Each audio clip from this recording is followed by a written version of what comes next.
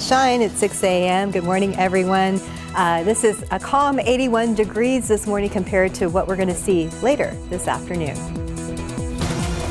Live from KSAT 12, Good Morning San Antonio starts right now. And a good morning to you. It's Tuesday, June 4th. Thanks for joining us. Another day for iced coffee, and then just keep that in mind for the whole day. Just keep cold. Now remember, some of you hate the cold. I mean, despise the cold. So these are your prime time days right? as far as afternoon temperatures go, right? Enjoy. Yeah, Justin Horn is one of those that yes. does not, if it gets below about, I don't know, 70, he's kind of cold. And I'm like, so hey, true. what about this? He goes, no, this is pushing it. Yeah. Well, I wouldn't say he's a fan of the triple digits, though. No, I don't know many people that are, but yeah, it is just hot out there, hot and humid, and there is just no relief in sight. And with temperatures right now in the low 80s on average, 81 degrees, that's splitting the difference between the normal high and the normal low, 71 and 91, the normal low and normal high respectively. And yeah, we're not going to be anywhere near any of those numbers. So, well, we'll be near the normal high at noon today. We've got all the humidity out here this morning, so it feels like 89 degrees at the airport. 90 is the heat index there at Randolph. Pleasanton, you've actually dropped down a degree because it was feeling like, excuse me, 92 just a couple of hours ago. 80s in parts of the hill country. Heat advisories are in effect for most all of the area, with the exception parts of the hill country. But of course, it's still going to be just hot and humid. And that purple down there to the south, that's the excessive heat warning. So we're going to continue to see advisories, excessive heat warnings in one way, shape or another throughout the rest of the week. Mold is on the low side. Updated count comes out a little bit later on this morning, of course. And temperatures are going to warm up through the 80s. And like I said, we'll be pretty much at the normal high by noon, but we'll still have the humidity to deal with. So it's going to feel even hotter than that. And we're going to have heat index readings up around 110 later on today. Hence the reason for those heat advisories that are posted around the area. Do have a couple of small chances for rain. I know it's kind of a tease. I wouldn't get really excited about that, but at least it's something. All those details coming up in just a couple of minutes. Traffic Authority, RJ, still seeing those traffic lights. Yeah, Mike, you basically took the words out of my mouth there. No relief in sight in terms of some of the traffic that we're seeing northeast side of town right now, as it does not look as these construction crews are going to pick things up here anytime soon. 35 northbound right now at a basic standstill right now. You do see that they had one lane getting through here, but it is at a crawl right now, and we have multiple main lanes blocked. This is for ongoing construction as part of the Northeast Expansion Project. Again, this is backing up traffic all the way past Eisenhower Road, Walsham 410 area, Windcrest area. Keep this in mind if you're about to step outside right now. So let's take you live outside to the roads right now and show you exactly what we're looking at in terms of some of our traffic buildup. And we've had photojournalist Alex Gomez out there for us, just kind of checking out things on the ground. Alex, how are things looking, and what can you let people know about this backup we're seeing out there? Well, this area is good right here, RJ. This is going to be 35 northbound just past Walters, but I'm going to go back to the northeast side, check things out. Last hour I was there, it took me 30 minutes to get past that construction zone using the frontage road. So hopefully this time around, it's not going to take that long. But you know what? I'm going to go check things out, let you know how it goes this second time around. And I don't care how warm it is out here, RJ. I will always drink my coffee hot. I don't do the iced coffee, RJ. I'm totally with you, man. Yeah, I'll even during a 100-degree day, I'll still get hot coffee when it comes to ordering or getting that set up. All right, Alex, thank you very much, man. I know you're checking things out there on 35 and the 410 area as he heads down and just give us a better look out there. All right, we'll check in with Alex here in just a little bit. Back out here to our maps right now, and we take a look at some of this backup that we're seeing in this area. Again, 410, 35. If you need some alternate options, maybe come up Austin Highway. That'll take you Perrin-Bidle all the way to Wurzbach Parkway, kind of get you around this mess. But as Alex just mentioned right now, basically traffic had been diverted off to Randolph Boulevard over to Thousand Oaks. That's going to be the closest entrance that you see in this area. All right, so whether you like your hot coffee, hot, cold, it's going to be a very, very busy day on our roads, and we will continue to keep that in mind. Mark, Stephanie, back to you guys. Thank you, RJ. New this morning, a man is dead after a motorcycle and pickup truck collided. The crash happened last night around 10 o'clock near the intersection of Callahan and Timco East. It's not far from 410 on the city's northwest side. Police say a man and woman riding a motorcycle crashed into the truck. The man died there at the scene. The woman was taken to a hospital in serious condition.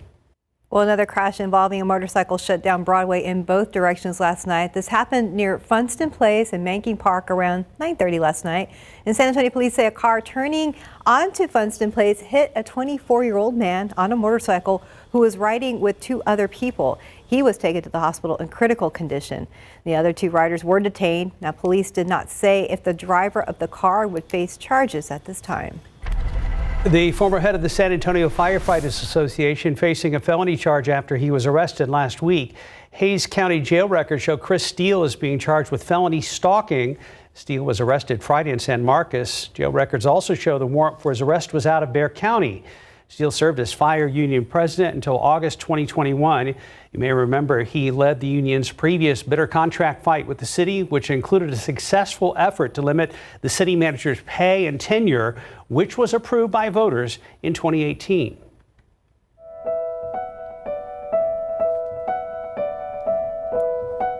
Well, San Antonio Mayor Ron Nirenberg will be among the Texas mayors in Washington, D.C. today for President Biden's announcement about the Texas border.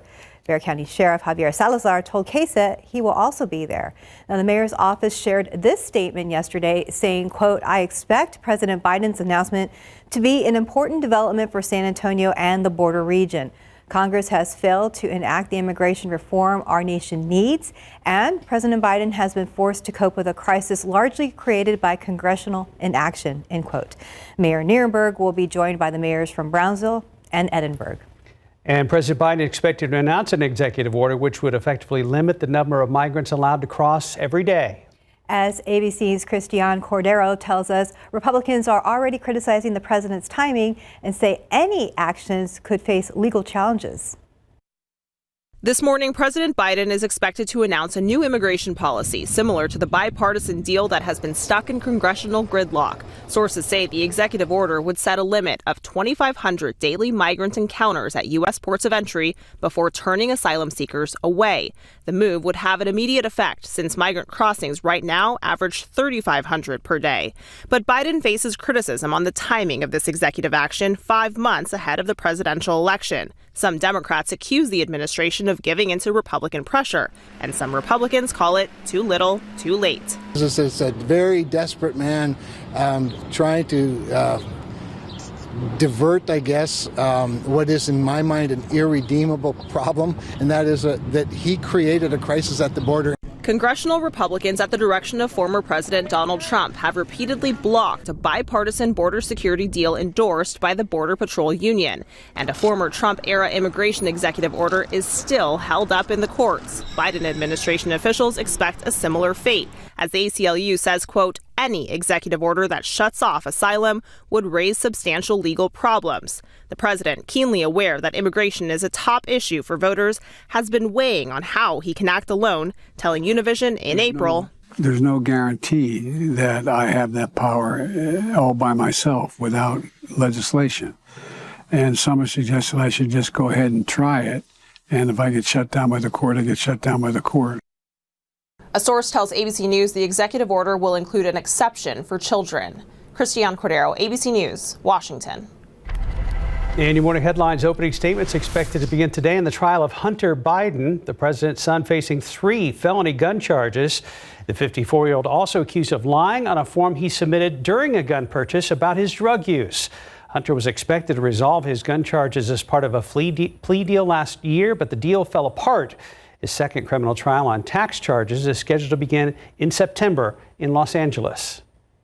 Well, on the West Coast, hundreds of firefighters are battling wildfires in California ahead of a potential record-breaking early season heat wave. Now, east of San Francisco, the Coral Fire has torched over 20 square miles. Experts say fire seasons are starting earlier and they're lasting longer. Nationwide, NOAA predicts a 61% chance of the summer being the hottest on record. Back here at home, San Antonio International Airport breaking records and adding 3 new nonstop flights this month. The first new nonstop started this past Saturday. It's Viva Aerobus to Torreon, Mexico. The other 2 nonstops take off Thursday and Friday.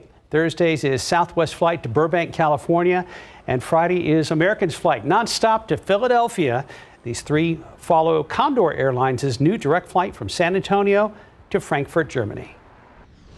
And right now on our website, KSAT.com, the San Antonio Zoo is showing its appreciation for teachers with free admission all month. And educators can also get 50% off standard admission for up to 4 guests. So to qualify, teachers must be active instructors at any school district in Texas.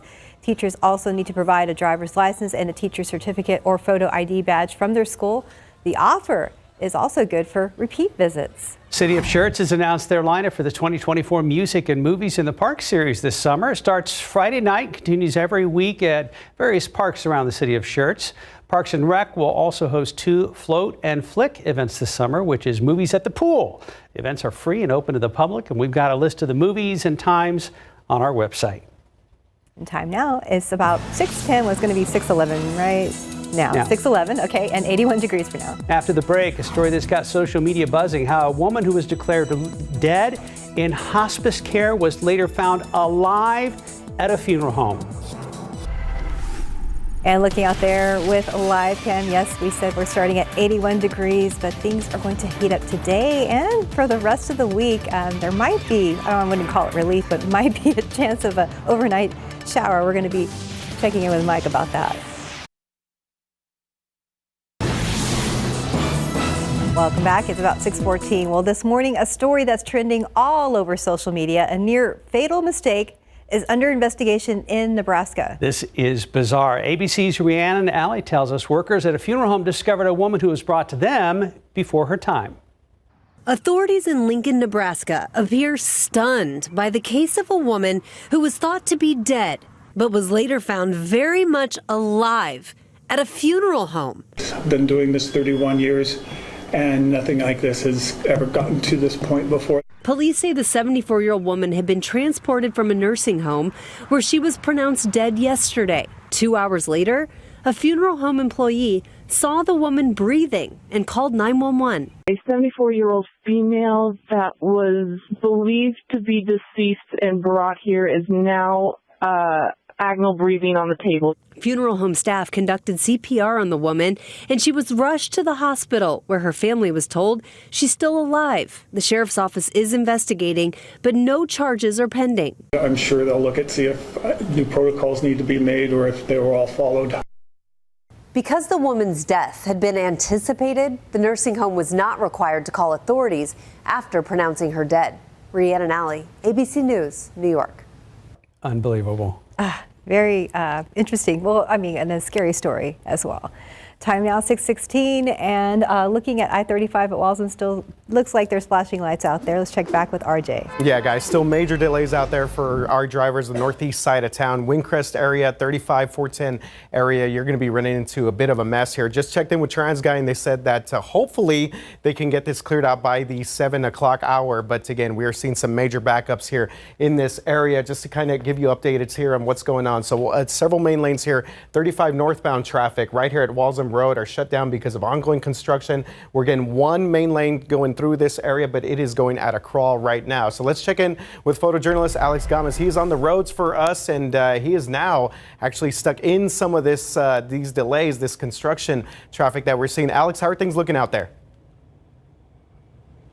Yeah, they're still going to be pretty slow out here, RJ. I'm on 35 northbound right at Eisenhower. That's where the tail end of this backup is already reaching. So you can see right here, drivers are trying to exit Walden. They're trying to exit early to see if they can get past this on the frontage road. So just, stay put and have some patience, because it's going to be a pretty slow morning on the northeast side over here, RJ.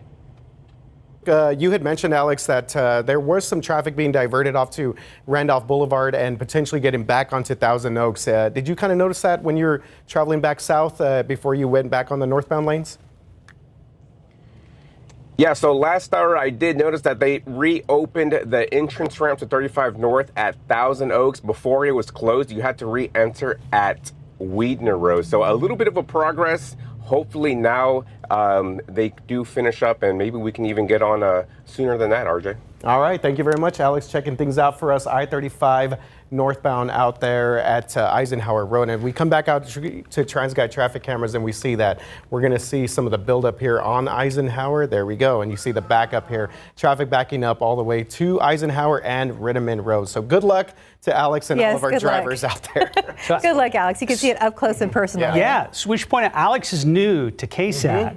But he's so comfortable, it's almost like he's been here 12 years already, right?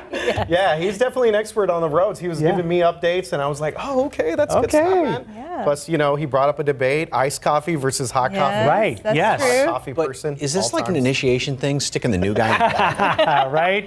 It would seem so, right? Well, as long as he has his coffee, I think we'll be okay, right? Welcome aboard, Alex. Welcome, for sure. It's kind of mean to put the new guy in the traffic there. So You're driving tomorrow, by the way. Oh, yeah.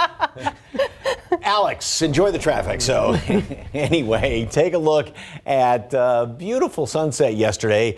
And we said, you know, the caption is tonight's unexpected purple and pink. To me, it almost looks like a gender reveal. What's it going to be? The boy or the girl there? So.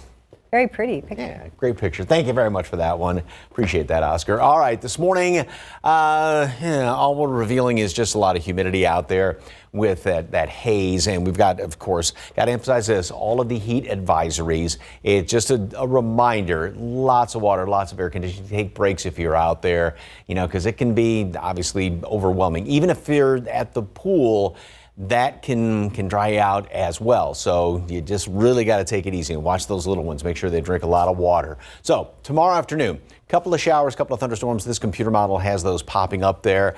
Very few and far between. This one's sometimes a little too generous with some of the rain, but it is showing some of those trying to develop by the evening hours tomorrow. Now, the other thing that can happen sometimes if, again, some of these do develop is they throw out those little outflow boundaries, those little mini cold fronts. And so those can then spawn more showers and thunderstorms. So this has some of that rain going at least in through the evening hours tomorrow and then sort of dying off once we get into the overnight hours of Thursday. All right. Here's the long-range outlook for heading on into, for next week, heading into the middle of the month.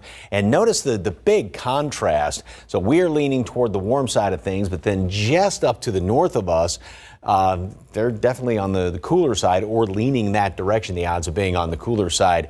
Rain about normal, maybe a little bit better chance of rain heading on into the middle of the month toward the latter part of next week. And then we go into even after the middle portion of the month. And once again, that contrast is still there with the below normal temperatures or the better odds of being below normal just up to the north of us, but us still staying on the warm side of things. And, well, rain, not anything to really write home about. So the forecast today, 100, heat index is going to be 110. Same thing tomorrow. Now, there are indications that we'll have some lower humidity in the afternoons. We get the high humidity in the morning. That's why those temperatures stay in the upper 70s. But yeah, that may be kind of wait and see situation. Small chance for rain tomorrow late, and then also on Monday, another small chance for some rain, and that's going to hold temperatures down somewhat. Will still be above normal, but not quite as hot going into next week. But yeah, it's still, I mean, if this is just how the rest of the summer is going to be, it's going to be brutal around here. Stick around, more after this. Before my doctor and I chose Breztri for my COPD, I had bad days. Flare-ups that could permanently damage my lungs. With Breztri, things changed for me. Breztri gave me better breathing. Starting within 5 minutes, I noticed my lung function improved. It helped improve my symptoms. And Breztri was even proven to reduce flare-ups, including those that could send me to the hospital. So now, I look forward to more good days. Breztri won't replace a rescue inhaler for sudden breathing problems. It is not for asthma. Tell your doctor if you have a heart condition or high blood pressure before taking it. Don't take Breztri more than prescribed. Breztri may increase your risk of thrush, pneumonia, and osteoporosis. Call your doctor if worsened breathing, chest pain, mouth or tongue swelling, problems urinating, vision changes, or eye pain occur. Can't afford your medication? AstraZeneca may be able to help. Ask your doctor about Breztri. In your morning consumer headlines, another price hike at Spotify. Starting next month, Premium, Duo, and Family plans will see price increases, with Premium jumping to $11.99. Marks the second increase in a year for some Spotify users. Instagram appears to be testing ad breaks that force users to watch ads before scrolling. Users on Reddit and X report seeing unskippable 3 to 5 second ads between posts, and the feature could become a regular part of Instagram, changing how users experience that platform. Well, this is kind of cool. Lowe's is now using Apple's Vision Pro headset to revolutionize kitchen design. Shoppers in certain locations can now visualize remodels in 3D. The pilot program starts this month, letting customers see their dream kitchens before purchase. And Dr. Pepper isn't showing any signs of fizzing out. The drink, which boasts a blend of 23 flavors, is now the second most popular soda in the U.S. Now, Coca-Cola, still the king, but Dr. Pepper kicked Pepsi from the runner-up slot to third place. Dr. Pepper also debuted in 1885 before Coke and Pepsi. Wasn't Dr. Pepper born in Texas? Yeah, Waco. That's right. Have you been to the Dr. Pepper Museum? I haven't. Well, it's been a while. I mean, I believe it's still there, but it's neat because they have the real, well, they call it the real Dr. Pepper. It's very sweet. It was an imperial sugar that it's in there? Yeah, something like that. Yeah. It is the OG Dr. Pepper. Yeah. Right. Okay. Time now 6:26, 82 degrees. And let's look out there with a TransGuide. Oh my goodness, yes. Kind of a backup there at I-35 at Eisenhower. Be aware if you have to travel this way. We're going to be checking in with RJ very soon. Outside with live cam, see how things are looking out there right now. 82 degrees at the airport. Mike says we're about to string together multiple 100-degree days here in the San Antonio area. Yes, it's truly summertime right now. Good morning, it's 6:30 and we made it to Tuesday, June 4th. Let's check out things with the man, the myth, the legend, Michael Osterhage. I wanted to build you up before we break you down. Yeah, exactly. I don't know if there's anything mythical or legendary about this heat. It's just darn hot. By the way, if we do hit 100 today, that would tie the record for today's date. And I don't know if that's anything to really be legendary about, but look at all the, we've got that blanket sitting on top of us. You can always tell that right there, not only with that cloud cover, but also that kind of haze right along the horizon. Heat index right now, it's actually dropped down to 87 in Pleasanton, a veritable cold snap down there. Nixon, though, it feels like 92 right now, 90 Gonzales, Seguin, Randolph, and 89 out there at the airport. And pretty much kind of a rule of thumb today is add 20 degrees to those numbers. So that's what it will feel like later on today. We're going to be up right around 110, give or take a little bit. Hence the reasons why we've got the heat advisories that go into effect this afternoon up through just after dinner time. So, I mean, it stays hot even, going into the early evening hours, and then excessive heat warnings down there to the south. And there will be more of these heat advisories posted over the course of the next few days. Mold is on the low side, and heat index 110, triple digits. Maybe tomorrow night, a couple of showers late. There is one or two computer models. There's a computer model that's trying to get something to pop up here.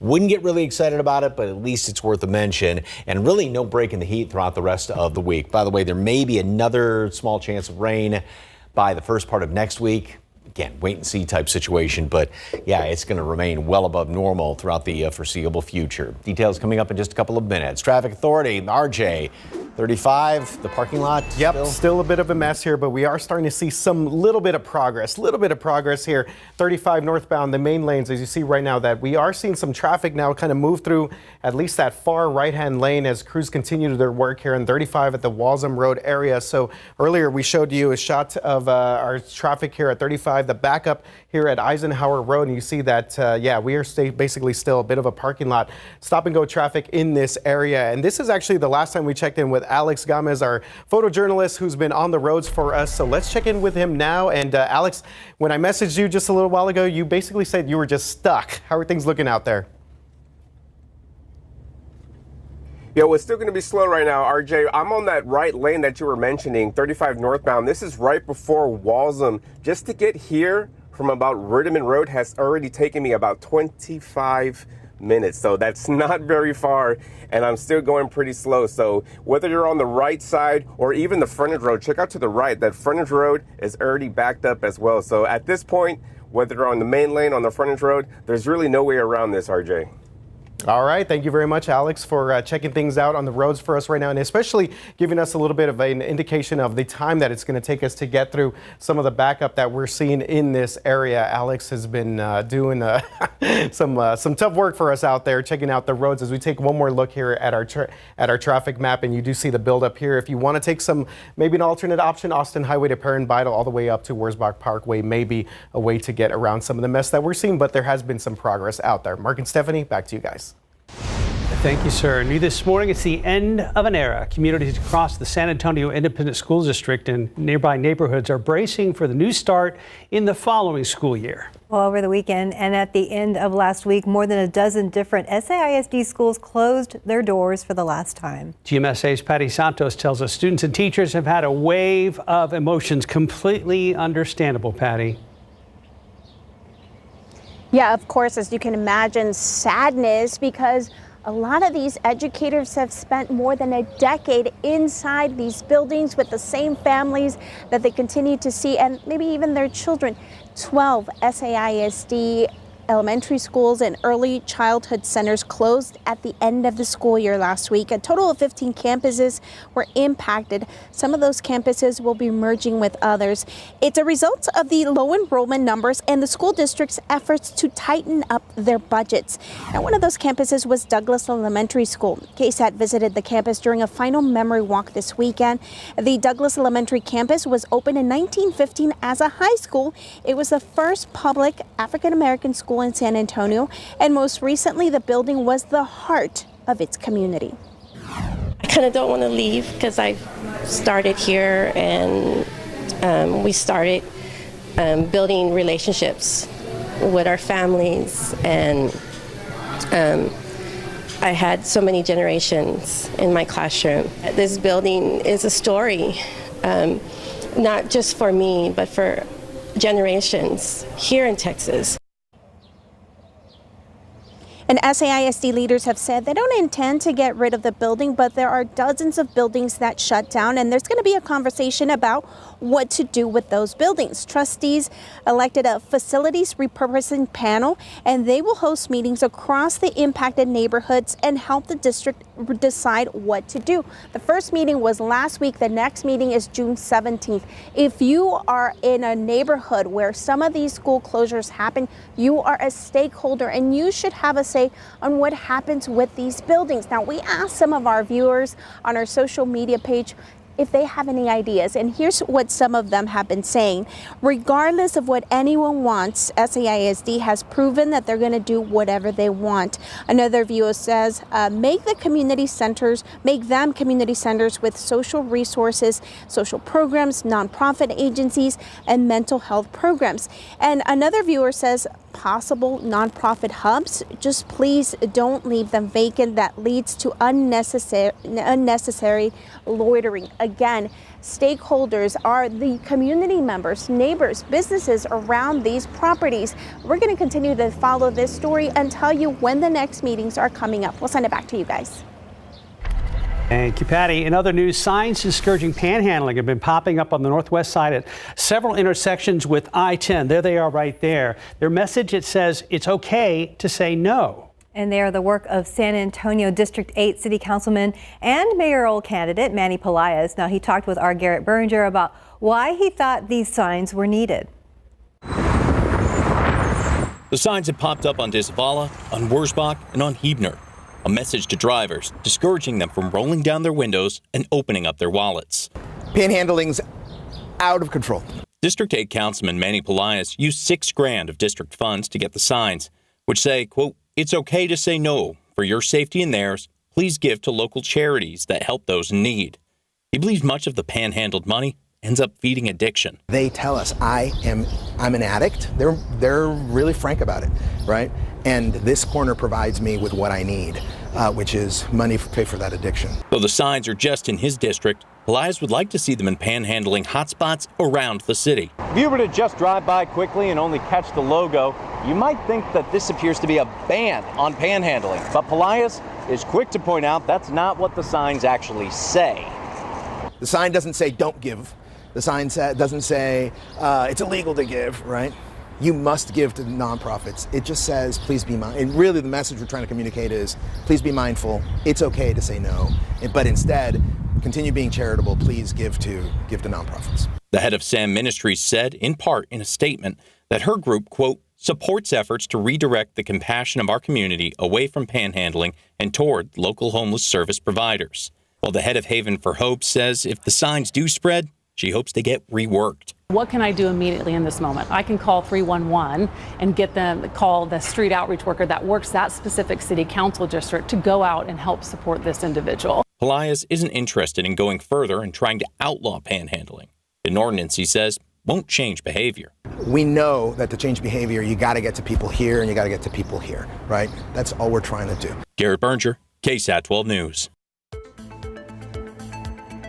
Well, in case you missed it last night, KSAT explains, have you ever seen something like this? Well, not only does it look gross, it's also very frustrating. So how does all this trash end up in our waterways, and what's being done to stop it? All the trash that comes from San Antonio actually affects everyone going to the Gulf. So we explain how that happens. Plus, there's a giant trash rake along the San Antonio River. You can watch how it works in a new KSAT Explains right now on our website at ksat.com. Happening today, a blood drive with a bigger meaning. Bonham Exchange has been a safe space for the LGBTQ plus community in San Antonio for decades, and today it'll be a space for many to give blood, some for the first time. Last May, a new FDA guideline ruled that gay and bisexual men in monogamous relationships could give blood.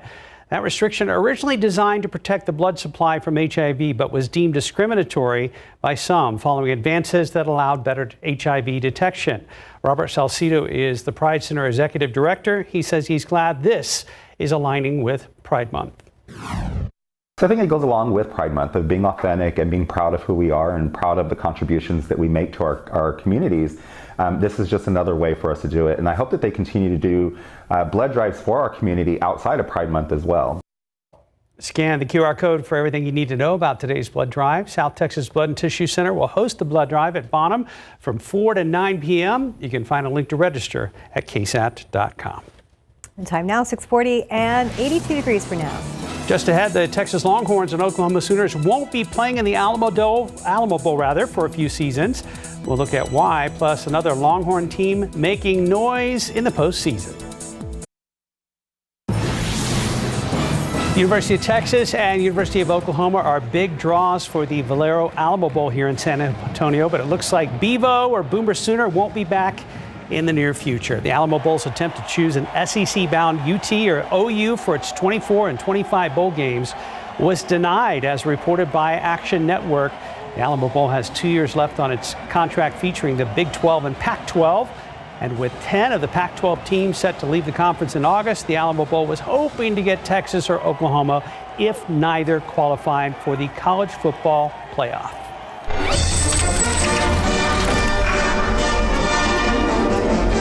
Wins only to 1. Center field, first pitch of this third inning, and Caden Henry makes a great diving play, robbing River Mailer of a hit.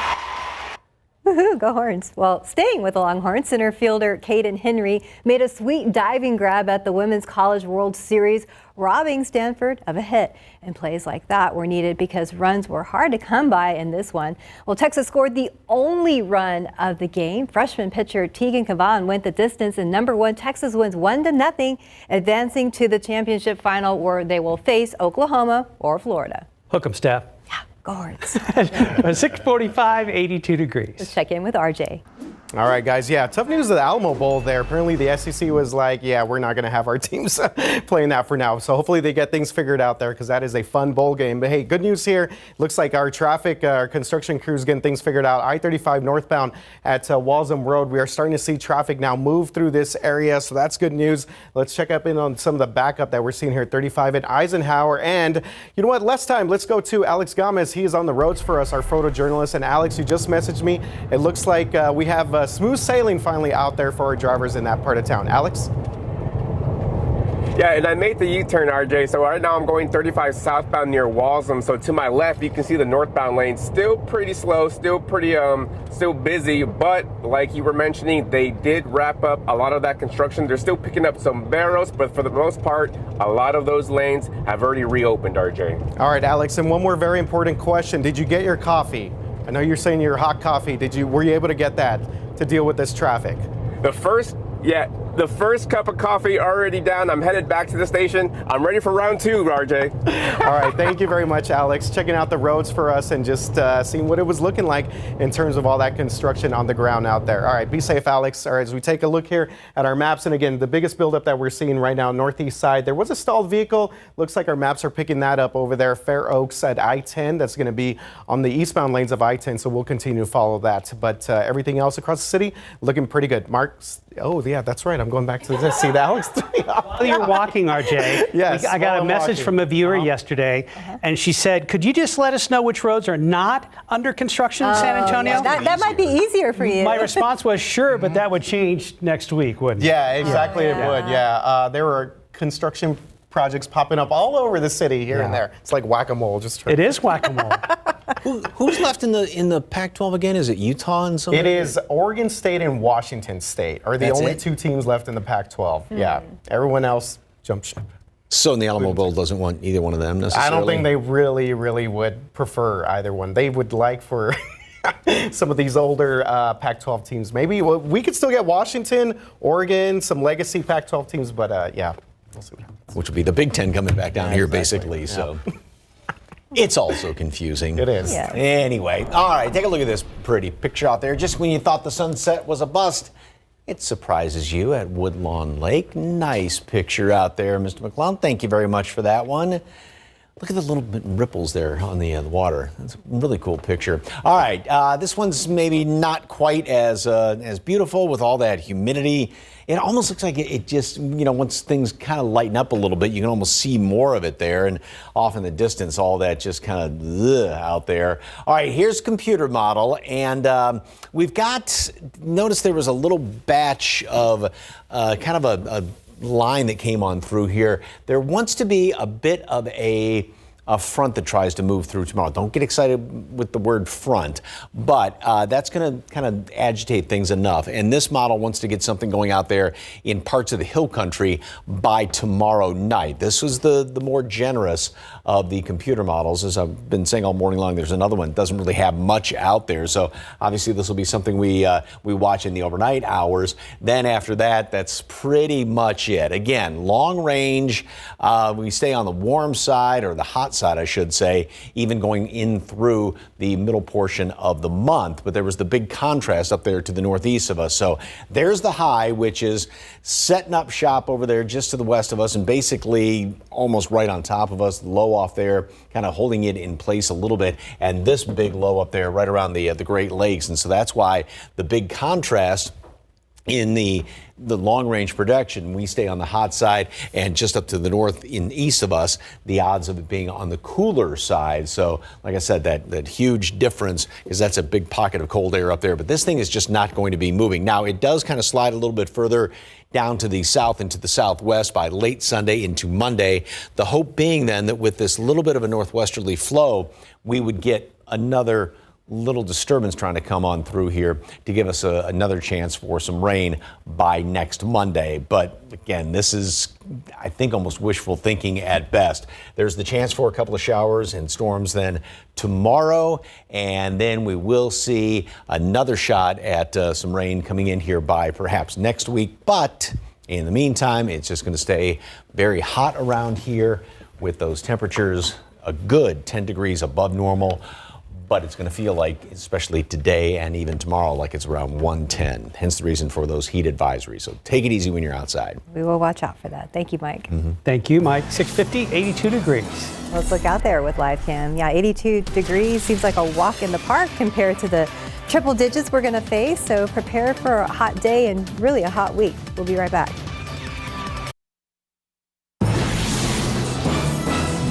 Good morning. It's great to be with you here. Coming up on a Tuesday, we're following the latest on President Biden, expected to sign an executive order on immigration. The details and the reaction this morning. Also, we'll tell you about the family that says that they were scammed out of their dream cruise vacation. Plus, the points guy is here with what you can do to help save on your summer travel, because there's a new report that predicts airfare will rise even more. And then we went behind the scenes with Selena Gomez, Steve Martin, and Martin Short, all about the new season of Only Murders in the Building. We'll hope you'll join us right here on GMA. Very soon we'll be at 5 minutes till 7 on your Tuesday morning. Let's go ahead and check back with RJ Marcus and see how things are looking now. All right, guys, things looking pretty good now that we've cleared out all that construction there at 35 at Walsham Road, and traffic is moving along pretty smooth there. As we take a look, 1604 Gold Canyon. This is actually one of the new cameras that we're seeing out here from TransGuide over on 1604. They added a few more over at 281 near Bulverde. So we'll continue to check in on these. It's just a kind of a cool look to see exactly what's going on there on that part of town. It's cameras that we've never really seen before out there. The only thing that we're seeing right now in terms of our traffic in terms of the incidents is going to be 281 southbound at Divine Road. And that's going to be right before you get to the San Antonio Zoo. You see that there is a stalled vehicle out there in the far right-hand shoulder, not causing too many delays in terms of some of the traffic we're seeing right before you get to the San Antonio Zoo. Mike? You know, it's too soon to get into this summer broken record, but that's kind of what we have around here. Goodness. Feels like 89 degrees at the airport, 90 at Randolph, and we've got the heat advisories throughout the course of the afternoon up and through the early evening hours. We are going to be getting up into 98 degrees at 3 o'clock, and then we'll top off at 100, and we're going to keep triple digits around here throughout the rest of the week. Maybe a couple of showers, thunderstorms tomorrow, perhaps on Monday. It's the only chances of rain, even in the long range forecast. So it's going to be saying, like I said, hot today. Heat index is going to be up around 100. And even next week, we'll still be on the above normal side, well up into the mid 90s, well above where we should be at this time of year. Because of that forecast, I do want to remind everyone, especially Mike Ostrage, that it's 204 days till Christmas. When's the time change? That's all I worry about. We're counting down to all of that. Thanks for joining us. Have a great day. See you back here at 9.